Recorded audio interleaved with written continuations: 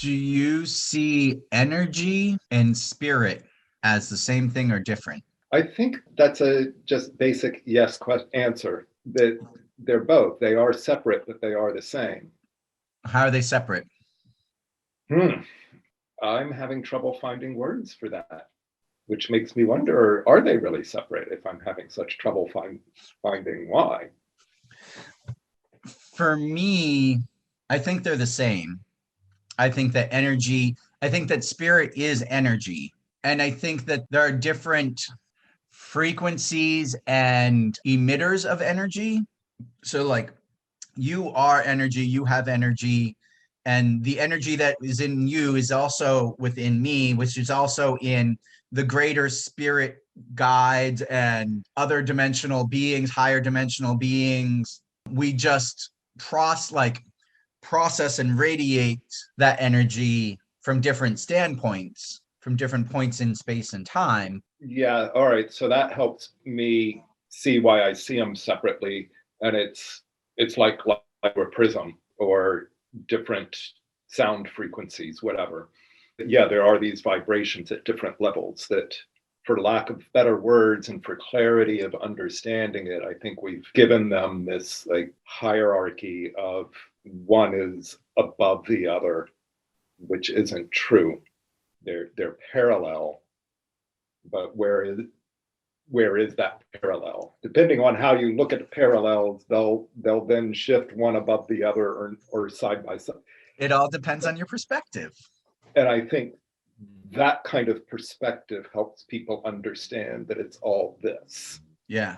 I liked what you said of like we're all prisms. No, we're not. We're one of the bands of color having passed through the prism. So Hmm. maybe prism is source. Interesting.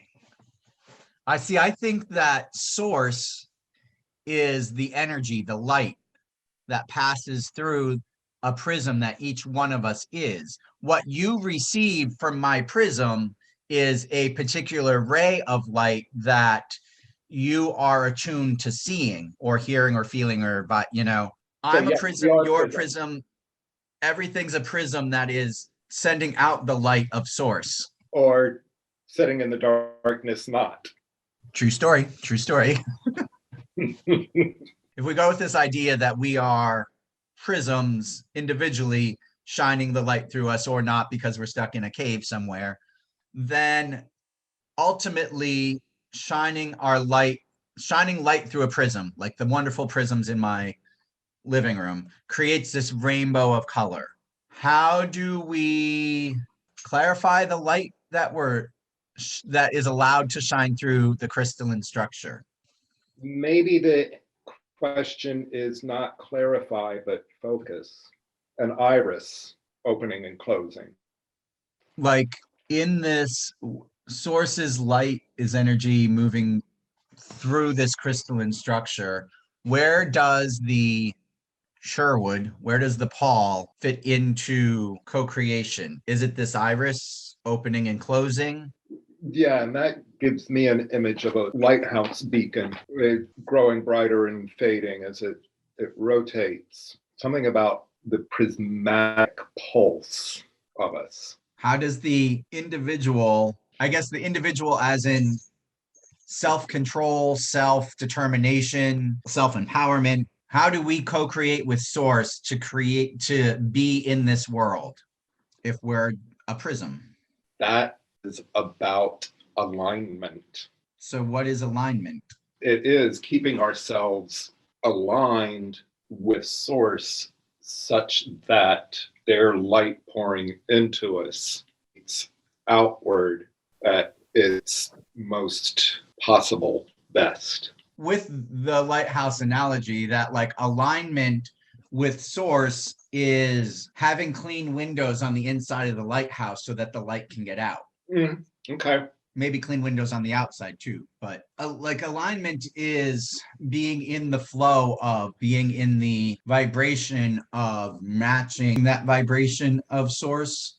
Yeah, and I think that's what I mean by keeping ourselves aligned. I'm imagining for a prism to throw out the rainbow at its brightest, the light has to enter at a specific point, and you can rotate a prism and have it dim or stretch or short and bright, so we keep ourselves moving so that that light keeps. And with a prism, I'm going back to the clean analogy. The prism has to be clean in order for the light to come through. Mm-hmm. And then it needs to be removed. Obstacles need to be removed so that the light can get in, and also so the light can get out. Yes. Because if you have a prism, but one side is blocked, light will get in, light might come out fractaled in some other way. But in order to be able to move the prism in a way to create the light in the place that we want to put it, we need to be able to, like, it needs to be unobstructed on both sides in the entering and the outputting.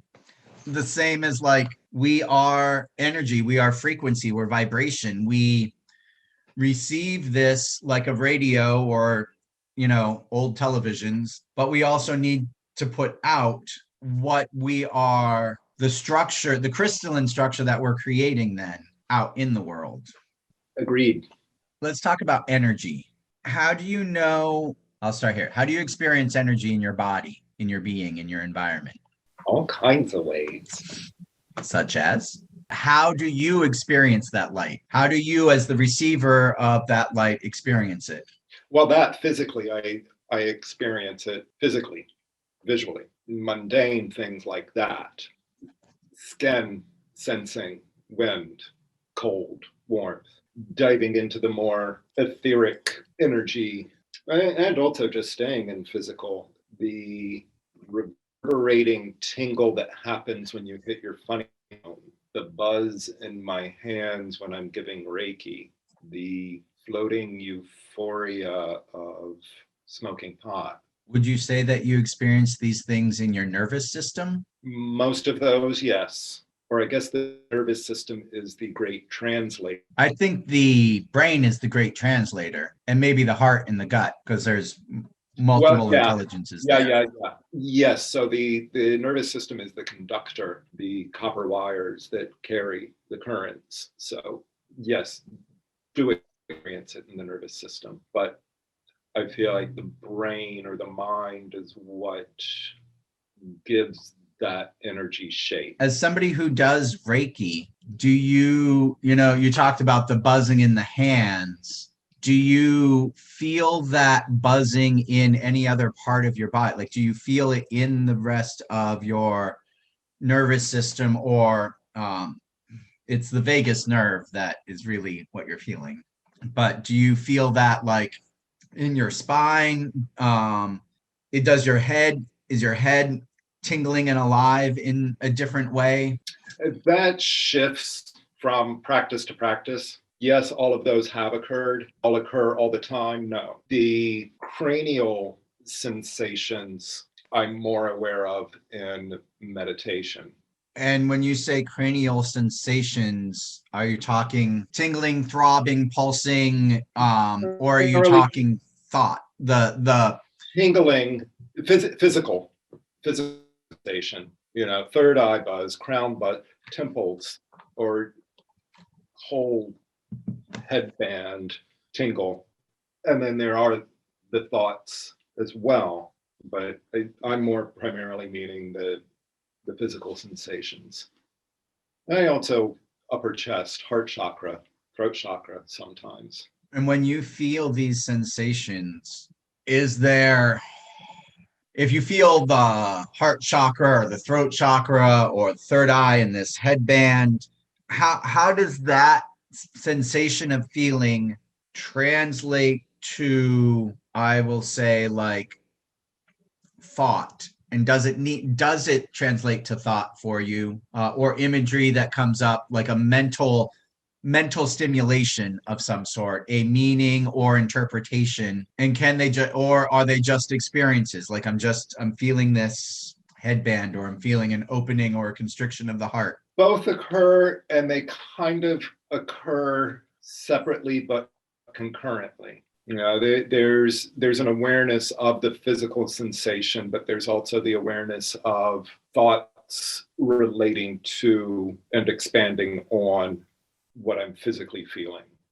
So when you get a thought or I will say like a thought or interpretation or an image about it, what for you, and I'm guess sort of energetically, says this is Paul interpreting this experience, or this is spirit source, your higher self, giving you an image or like supplanting a thought or an image that goes with that? How do you differentiate message from Paul and source? I try and trust that it's all messages from source.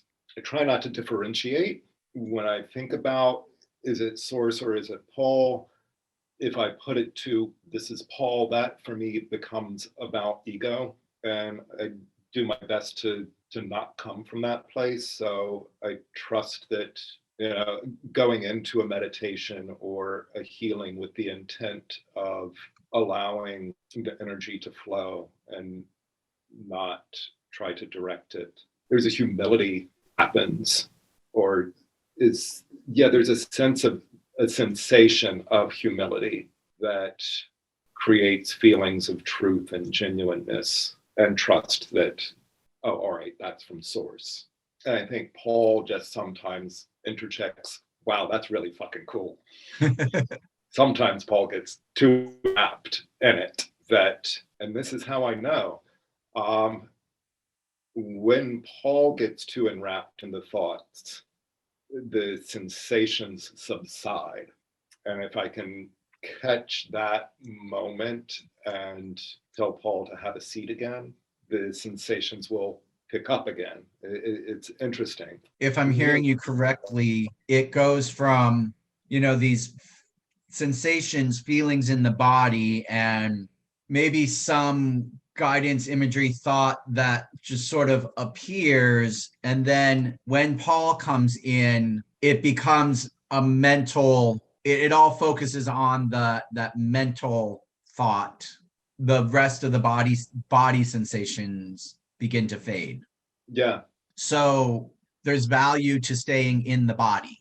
Yes. Staying with these sensations. You're aware when you, Paul, get wrapped up in it, because the awareness shifts from body to more strictly the mind. I would say that is very true. Yeah. Interesting. Mindfulness is about being in the body, tapping into the sensations in the body, getting away from the head and the thoughts, noticing those thoughts that are habitual or patterned or that we get stuck in, versus just being with whatever arises through the body. The book, one of the books I'm reading right now, My Grandmother's Hands, which is about racialized trauma and healing. It also is all about the body, to tune into the reflexive conditioning that the body does to close up in trauma, or in how to settle the body so that we can be more present and aware and respond rather than react. And in my own experience, when I receive a vision from source, when I'm in open receiving mode, it's there and it's beautiful. But when Sherwood tries to like, oh, let's grab this and hold on to this, poof, it's gone. How do you find balance of staying in the body, staying in this like alignment to the sensations of what's happening, versus allowing the mind to jump in? It's a delicate balance. You don't say. The brain is, hey, I think that is what helps keep it engaged, is being aware that it is a balance, that no, those thoughts are always going to chase after the energies coming in, allowing that chase to continue. There is also, when I'm doing a treatment, there is intent, there is focus, and that's what helps hold that intent. Most often is about being in service to highest good, which is a different than being in service to Paul, or in being in service to your client. Yeah. Well, yes, it is about the client. It is about their energy, their time. That thought helps Paul kind of stand back, sit down, stay still present, absolutely. But other than my physical form, not participating. You had mentioned a little bit of when you're doing Reiki or something similar, and you're in alignment, you're feeling the energy, the sensations in the body, and when Paul jumps in because those sensations disappear. When Paul jumps in, is that taking yourself out of alignment, or is that just bringing ego to the game, which doesn't necessarily immediately say that's out of alignment? Interesting. How do you know, not even taking in working with a client, but in your day-to-day life, how do you know when you're in alignment or out of alignment? How does your energy different? This shift between feeling heavy, sluggish, icky, depressed, and feeling good, happy, joyful, bright, light. Yeah, feeling the more positive emotions. But there's even times where, and especially more recently, that the emotions that are termed more negatively are, again, it's awareness and saying, oh yeah, those emotions are in alignment too. Looking for the lesson in everything, knowing everything is contrast. I think that experiencing the full spectrum of emotions can happen in alignment. We get out of alignment, and I know for myself, when I wade in those emotions, when I decide to carry them with me. It's the clinging to, the holding on to. Yeah. More recently, I have been embracing whatever it is I'm feeling. And I'm more aware of embracing it when I'm feeling something that's not so pleasant, which does help remind me to be aware of it when I'm in the good places too. And there are those gaps.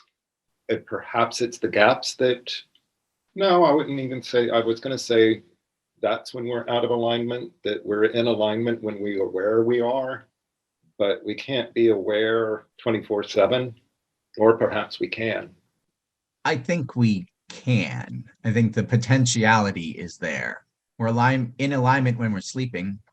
Do we fall out of alignment, or do we pull ourselves out of alignment? I think both happen, but probably more often than not, it's us pulling ourselves out of.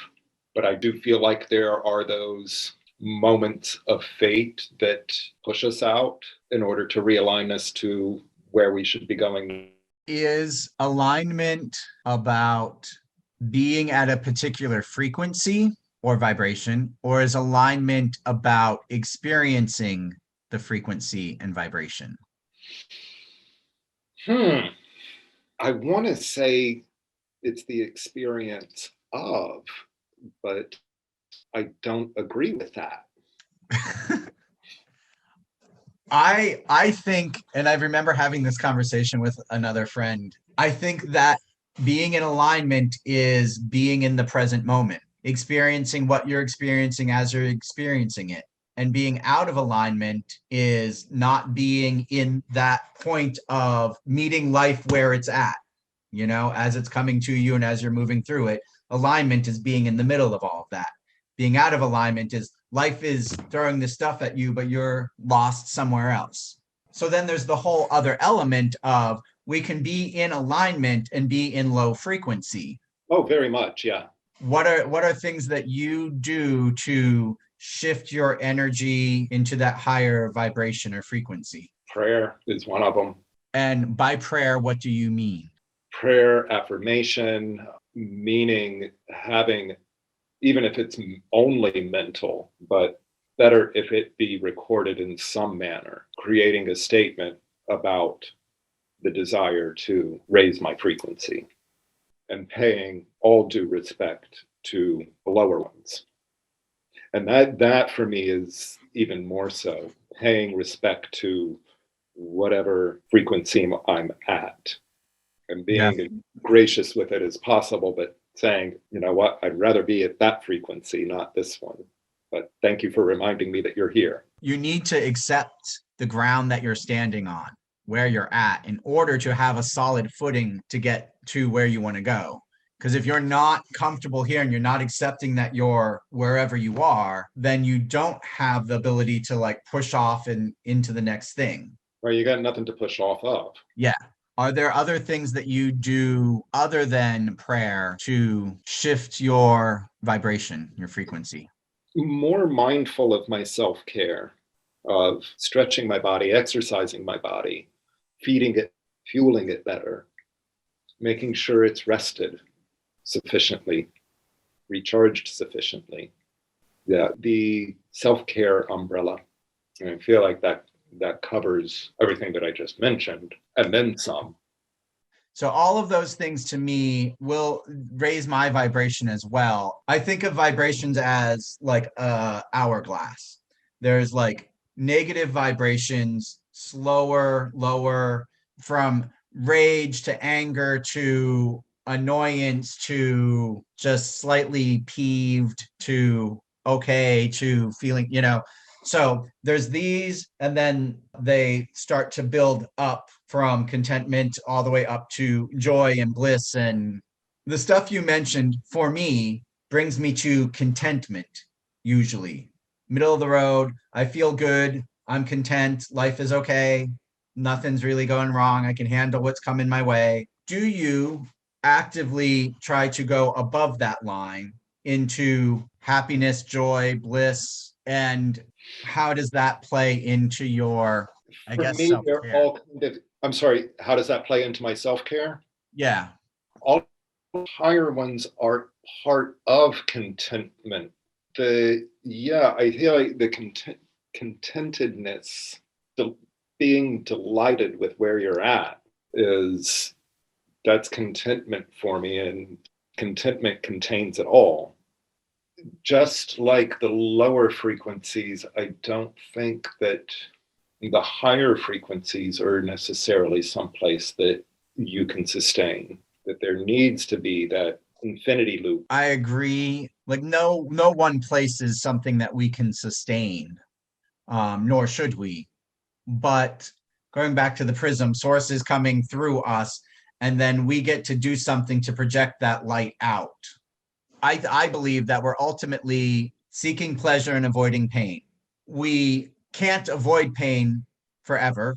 Like pain happens, but we don't necessarily go out seeking pain Unless you're into that sort of thing. unless you're into that sort of thing. But seeking that pain is pleasure if you're into Yeah. it. So you're ultimately seeking pleasure through pain. And that, like, we're here on this earth to feel good, to explore what does it mean to feel good. We only know that by contrast of what feels bad, what is Yeah. pain. So I'm curious if you, like, for myself lately, I've been doing things like this.